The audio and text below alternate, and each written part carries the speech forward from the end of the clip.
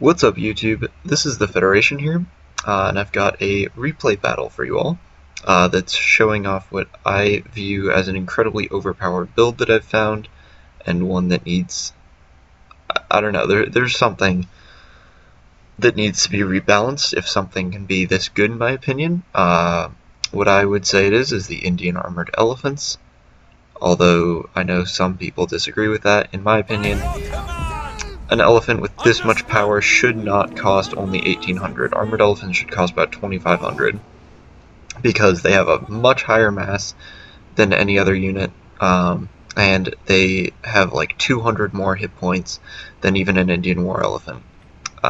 This battle, I think, might hopefully swing over some of you datters to my side for how powerful they are.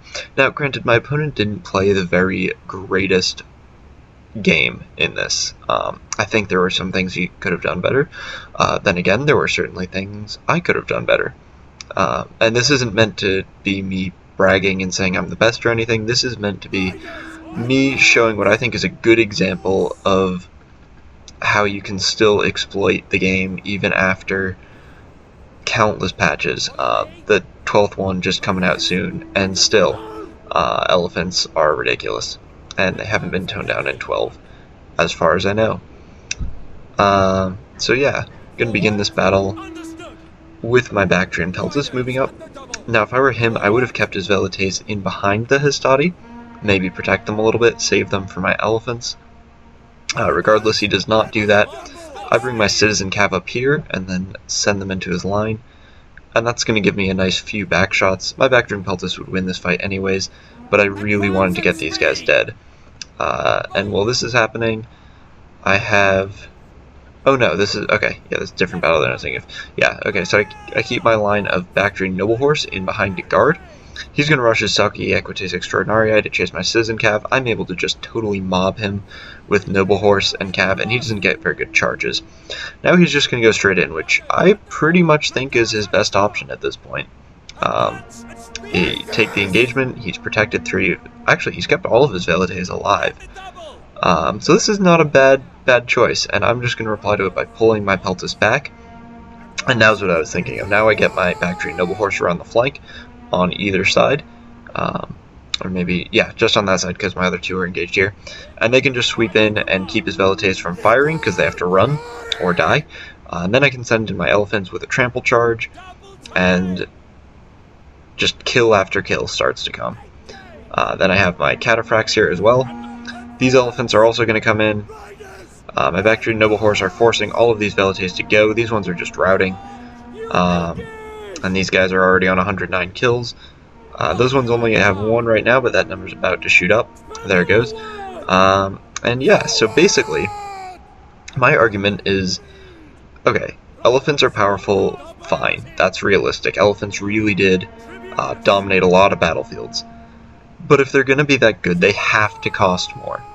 Because I don't think that this army would win if, for example, I couldn't also take 3 Noble Horse, the Cataphract, and 5 Baktria and Peltis. So if you make Armored Elephants cost, say, 2,500, which I think would be a perfectly fair price, and I still think I would consider it worth it to bring an Indian Armored Elephant, then I can't bring quite as many other tools, and what that does is it gives my opponent a chance to keep his necessary men alive to deal with my elephants. Otherwise, I just have enough tools to take out all of his threats to my elephants, and then I can just bump him up like this, and my elephants finish on 318 kills on that unit and 159 kills on that unit, and they're still picking up more. So again, I get a heroic victory here, which you never see in quick battles. Or at least I don't know, maybe some of you are much better players than me and get heroic victories all the time. But I personally don't. So I think, yeah, something needs to be fixed with Indian Armored Elephants. On a side note, I have just recently created a Steam group called Total War Droppers and Spammers, and I've invited everybody on my friends list, and I've urged others to invite their friends. And what it is a group where if somebody drops on you or spams units, you can post their name and a link to their profile, And please do have proof if you're going to do that, like have a video or a screenshot or something like that. And then we can compile a list of people who do that stuff, and anybody in the group will know to avoid them. So if you're interested in joining that group, send me a YouTube inbox or Steam message or something, and we can get that sorted out. But anyways, good game to my opponent. I apologize for taking a build like this, but there's an issue that needs to be sorted out, and I thought it would be good to highlight that issue. So yeah, I hope you guys have enjoyed this battle, and I will see you all next time.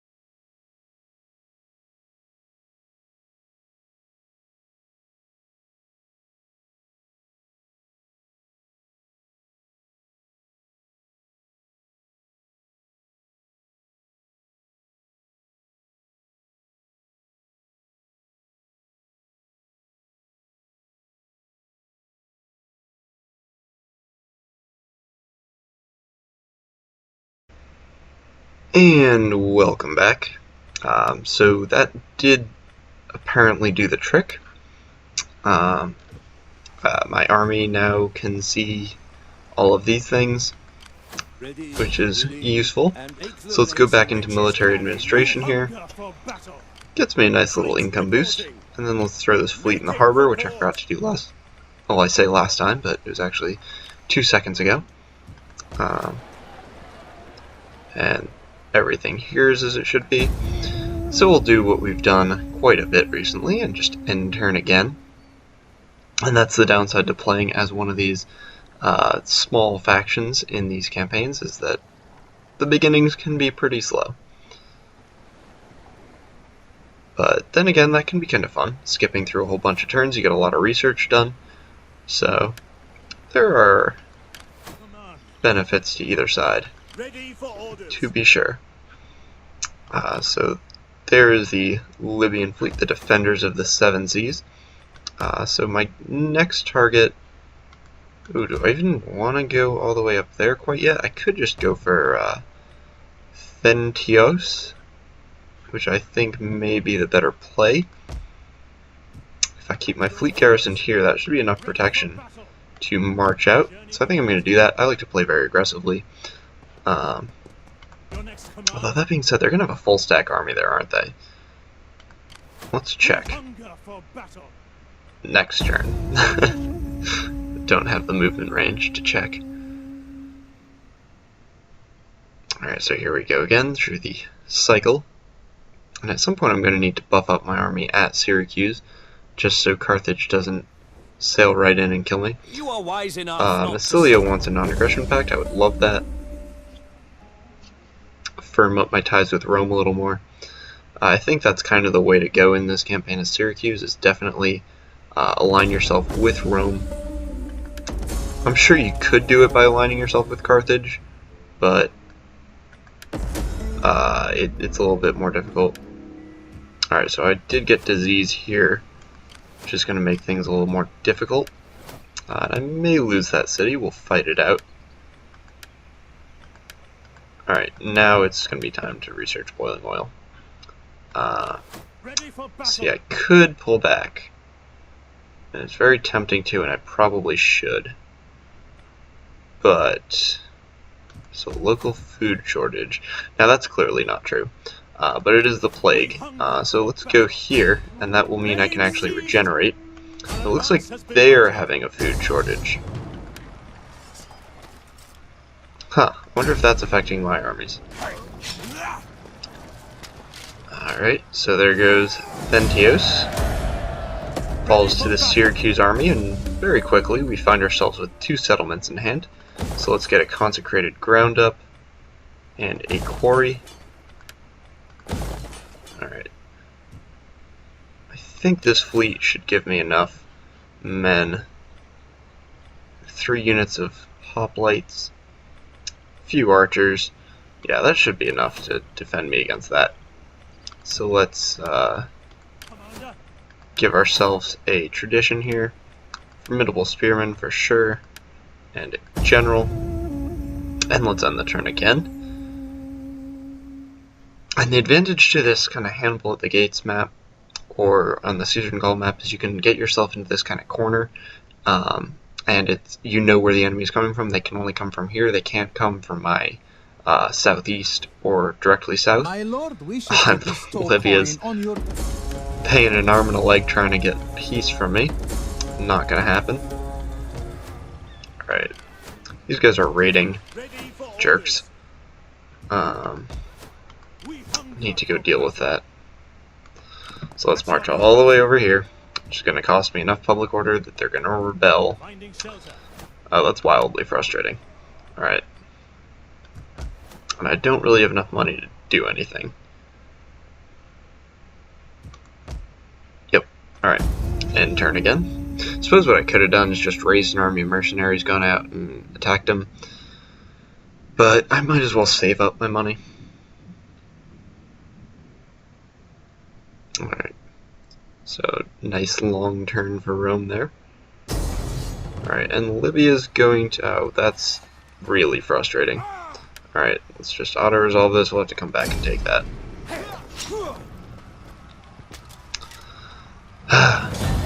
Yeah, that's the problem when you get somebody raiding your territory and you've just captured something. Ugh. Anyway, angry rant. Let's go for an Odeon so we don't get anything happening there. And yeah, now Libya's gone. Alright, back we march. This time I'm actually going to hold Thentios for a little bit before I move out, pretty much regardless of raiding or anything else like that going on. Which I probably should have done in the first place here, but I don't think ahead. So this time, let's occupy, and I've lost one of my citizen cav, which is going to be really frustrating. Now we have 2 slums here we have to take down, which is also really frustrating. No? Don't want to die? Cannot die. Oh, costs 500. Give me a break. Alright.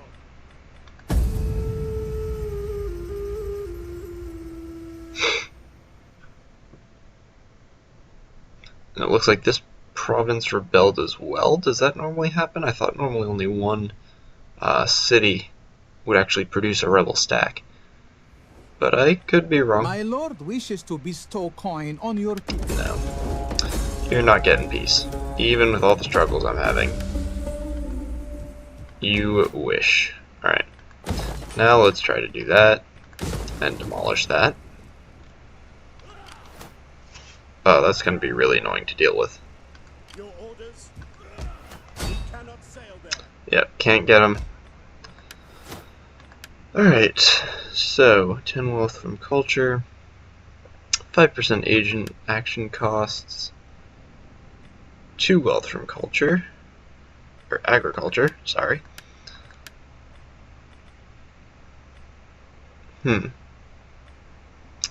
This could be kind of useful, I suppose, but it would take me 9 turns. So instead I'm actually going to go through these 2, and that'll get me the -5 corruption, which is going to be very useful. I could recruit a mob. But I think I'm going to end it here for now. We've made a little bit of progress. And this should be a fairly long video, and it'll take me forever to render. But yeah, I hope you guys are enjoying this campaign. Let me know if there's some other kind of campaign you'd want to see in the future, or if campaign is something you don't think should be on this channel, if you want me to keep it just multiplayer battles, and that's fine too. But yeah, if any of you are actually even still watching to this point. Anyways, if you are, I hope you have enjoyed this campaign video.